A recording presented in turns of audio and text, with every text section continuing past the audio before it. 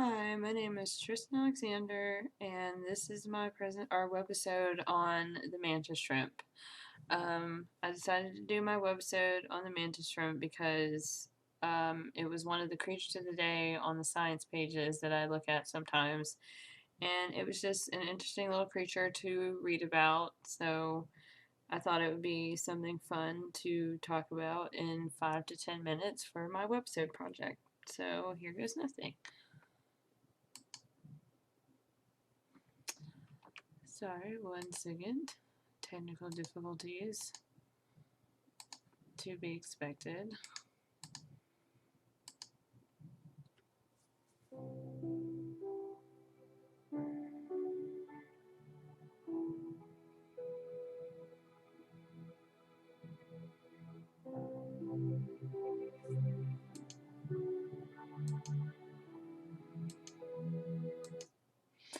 Alright, a little bit about the mantis. It's a marine crustacean. It's not a mantis at all if you think of it a praying mantis, but a crustacean from the order Stomatopoda. Sorry. They're also known as sea locusts, prawn killers, and thumb splitters because of its massive claw that it uses to attack and kill prey. As you can see right here, this is kind of a little bit of the claw you can see. It doesn't look too massive, but it can be very. Appears in a variety of colors, from brown to bright neon colors. As you can see here, this is kind of a browner color, more like a lobster maybe, and these are just some more exotic neon colors that it can come in that are quite beautiful. There are over 400 species of mantis shrimp that exist worldwide, and they're classified into two groups of spears and smashers. Spears have spiny appendages topped with barbed tips that are used to stab and snag fish. And as you can see here in this picture, these are the appendages and the barbed tips that it's using to suck in a fish. And also, just back from the other slide about the color variation, this is kind of a paler brown that they can come in. And the other class is smashers. They have a more developed claw that they use to smash open food rather than snag food. And they also do have a spear like spears, but they use this to attack other mantis shrimp or predators that may try to attack the mantis shrimp. The claw is used to smash apart prey, and the different kinds of prey that the smashers like to feast on is snails, crabs, mollusks, and rock oysters. Unlike spears, who more like fish because they can use, like I said earlier, their barb tips to sink into the flesh and snag it down. Both these species come with a massive claw that can inflict serious pain and damage to prey or animals that are even considerably larger than this praying mantis may be.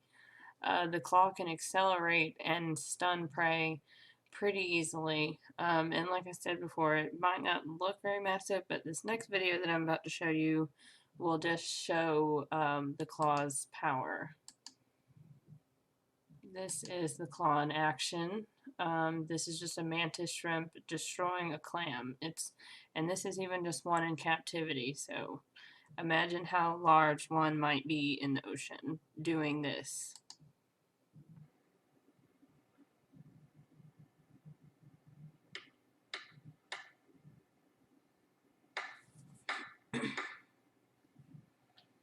As you can hear, that loud sound is the claw and the force of the claw clicking against the clam shell.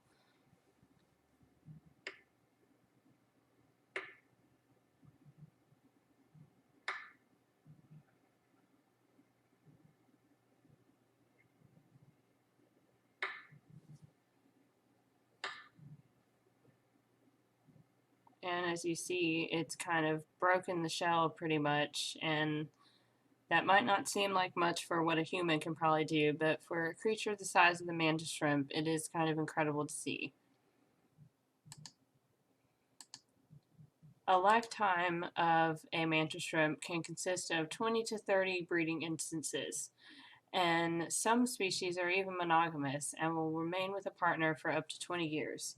They share the same burrow and coordinate activities, and both sexes care for the eggs.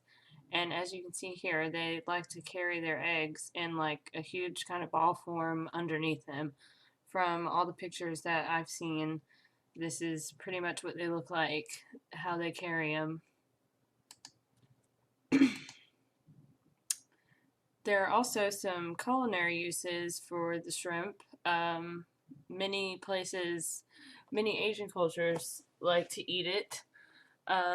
Sometimes it's eaten raw as sashimi or boiled as a sushi topping in Japan. In some Cantonese dishes, they deep fry it in garlic and chili peppers, and it's cooked and eaten like shrimp in the Philippines. Just other areas that also eat it are Thailand, the Mediterranean, and Hawaii, and Vietnam.